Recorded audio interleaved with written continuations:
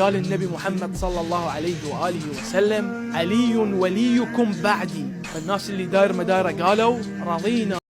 حديث صحيح ثابت عن النبي محمد صلى الله عليه وسلم ينص على أن عليا هو ولي كل مؤمن بعده.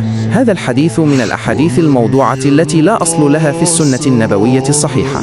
الحديث الصحيح عن النبي صلى الله عليه وسلم في هذا الشأن هو ما ورد في مسألة الخلافة، فقد بايع الصحابة أبو بكر الصديق رضي الله عنه بعد وفاة النبي صلى الله عليه وسلم، وتبعه المسلمون على ذلك.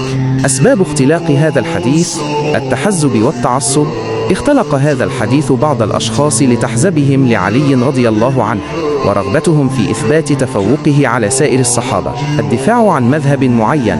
استخدم هذا الحديث بعض الطوائف الدينية لدعم مذهبهم وتفسيراتهم الخاصة. أهمية التثبت من الأحاديث. حفظ الدين. يجب على كل مسلم أن يتثبت من صحة الأحاديث قبل العمل بها حتى لا يقع في الخطأ ويبتدع في الدين. الوقاية من الفتن. الأحاديث الموضوعة تزرع الفتن والفرقة بين المسلمين، لذلك يجب الحذر منها. نصيحتي لك: الرجوع إلى المصادر الموثوقة.